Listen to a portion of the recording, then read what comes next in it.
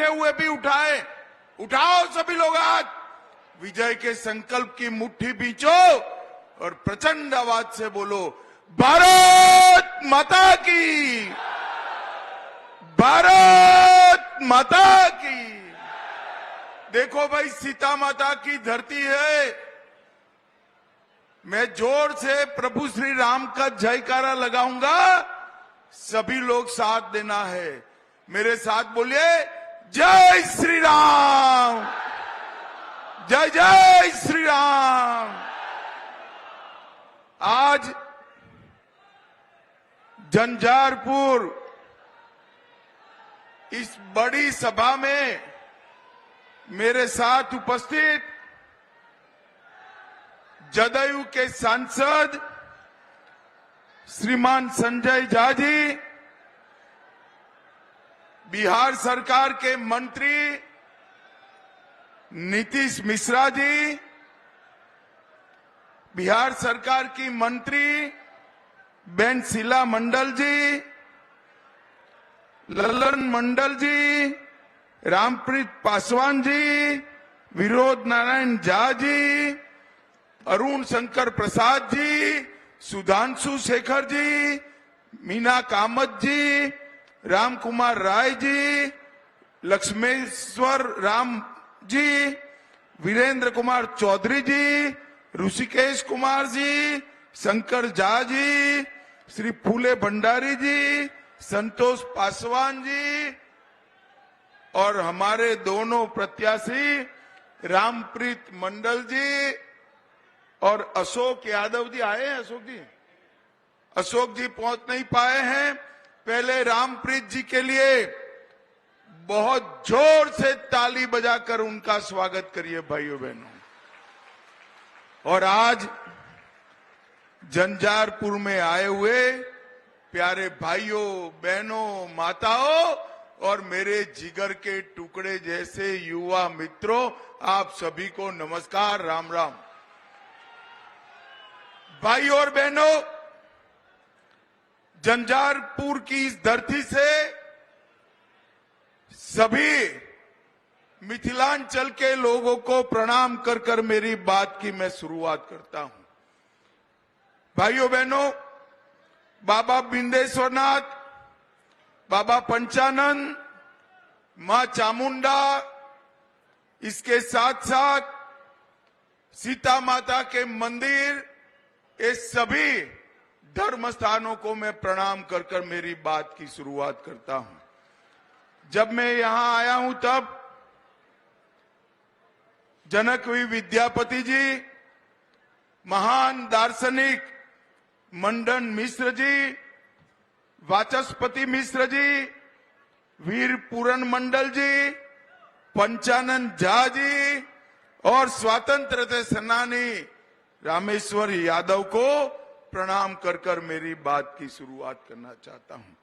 भाइयों और बहनों, हमारे कर्पूरी ठाकुर जी यहीं से विधायक बनकर जाते थे। फूलपरास विधानसभा से बने। इतने साल तक एक Congress and Lalu and company ने कर्पूरी ठाकुर का सम्मान नहीं किया था। हमारे नेता और देश के प्रधानमंत्री नरेंद्र मोदी जी ने कर्पूरी ठाकुर जी को भारत रत्न देकर समस्त बिहार के पिछड़े समाज का सम्मान किया। कर्पूरी ठाकुर जी ने इतने पिछड़े समाज से आते हुए जो लोकप्रियता हासिल की है, वो लोकप्रियता आज भी सबों की ईर्ष्या का कारण बनी हुई है। कर्पूरी ठाकुर जी ने भी गरीब के घर से आकर बिहार में गरीब, दलित, पिछड़े का आवाज बुलंद किया और नरेंद्र मोदी जी ने भी गरीब चाय बेचने वाले के घर पर जन्म लेकर पूरे देश भर में गरीबों के कल्याण का यज्ञ चालू किया है। भाइयों बहनों, यज्ञ आज नरेंद्र मोदी जी भर के पिछड़ा, गरीब, दलित, आदिवासी, वंचित, उसके कल्याण के लिए काम करने वाले नेता के रूप में उभरे।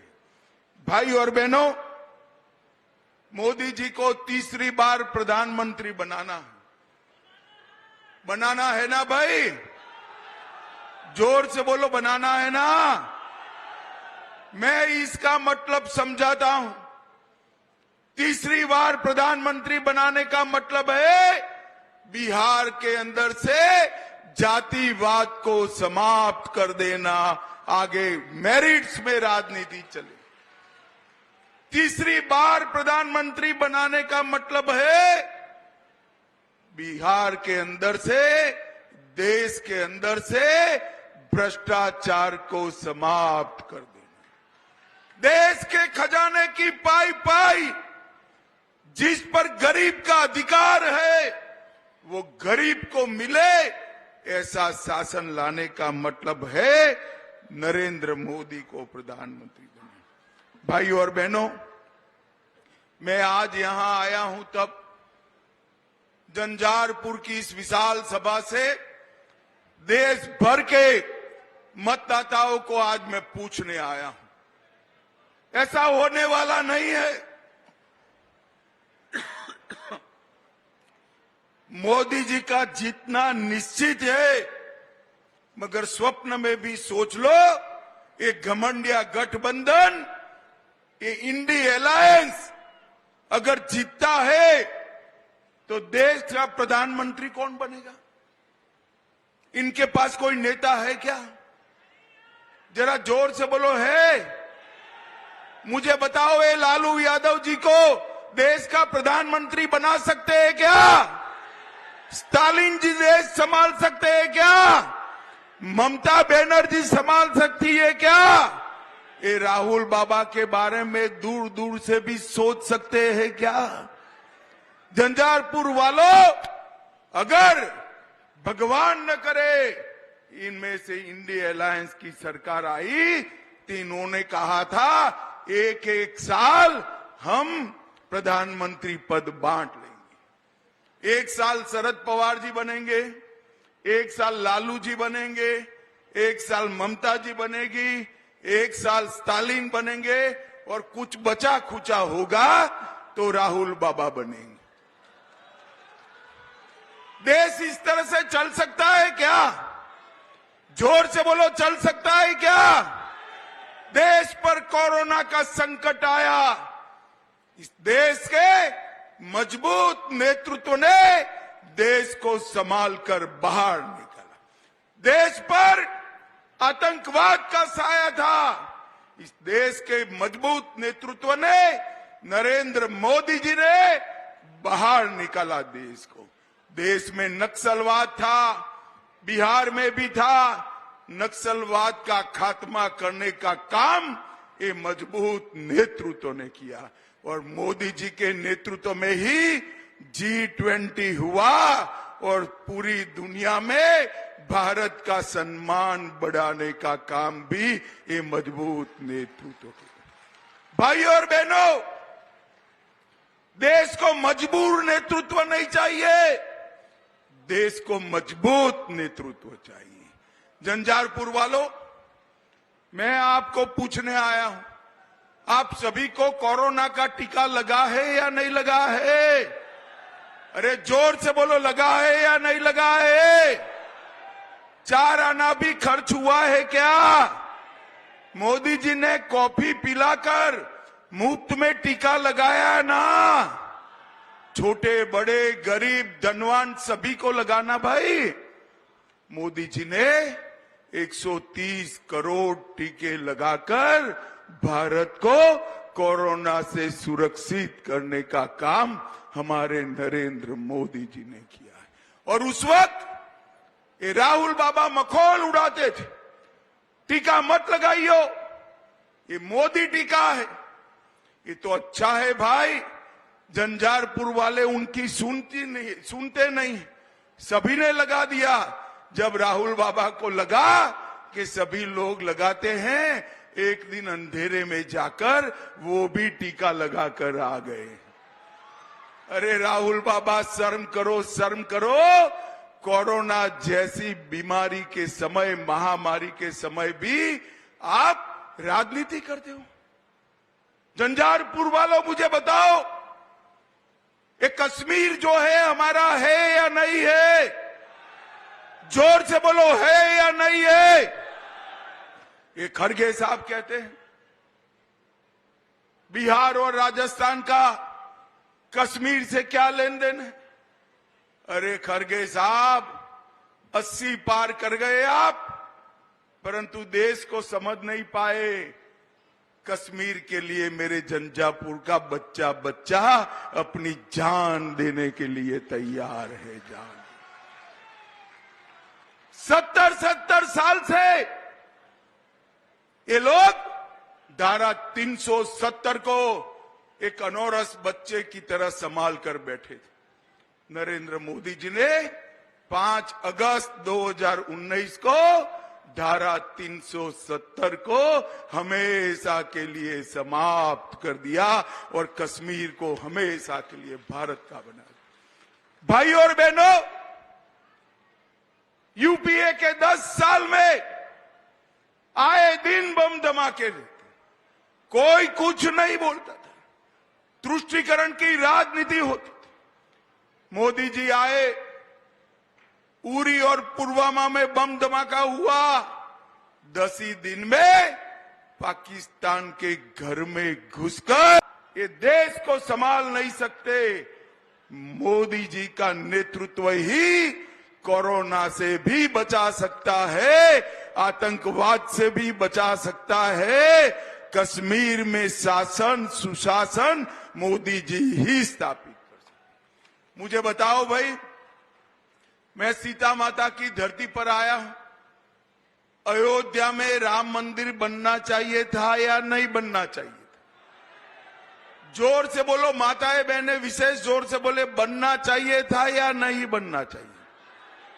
70 साल तक राम जन्मभूमि को मसले को ये लटकाते रहे, अटकाते रहे, भटकाते रहे।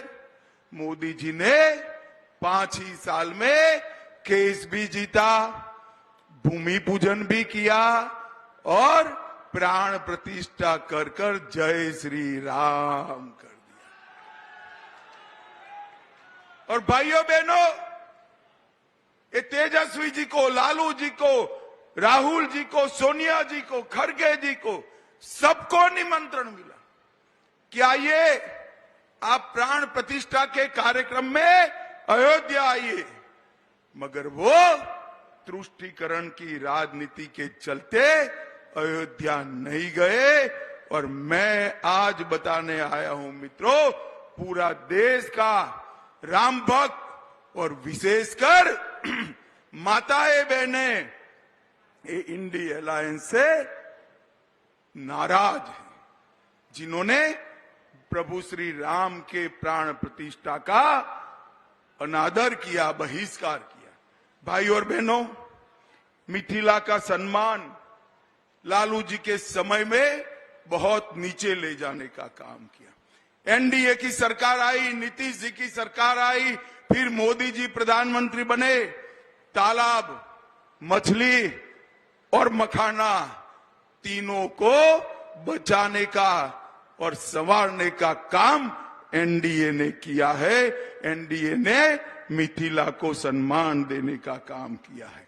भाजपा सरकार ने ही मैथिली भाषा को 8वीं अनुसूची में डालकर मैथिली भाषा को एक नया जीवन देने का काम भारतीय जनता पार्टी ने किया। और यहां पर उच्चैठ भगवती और उग्रतारा भगवती 2 शक्तिपीठ है। मैं आज बताने आया हूं मिथिलांचल वालों को, मोदी जी ने चंद्रमा के दक्षिण ध्रुव पर चंद्रयान दुनिया में पहली बार भारत का पहुंचा और वहां त्रिरंगा जिस पॉइंट पर फहराया गया वो जगह का नाम शिव शक्ति पॉइंट रखकर उच्चैठ भगवती और उग्रतारा भगवती को सम्मान देने का काम। भारतीय जनता पार्टी की सरकार ने मखाना उद्योग के लिए ढेर सारे काम किए। 90% मखाना का प्रोडक्शन मिथिला क्षेत्र में होता है। मोदी जी की सरकार ने 2022 में मधुबनी मखाना को जीआई टैग देकर विश्व भर में प्रसिद्ध करने का काम किया। आज 6 जिलों में 1 डिस्ट्रिक्ट 1 प्रोडक्ट में मखाना का नाम है और मधुबनी भी इसमें हमारा शामिल है।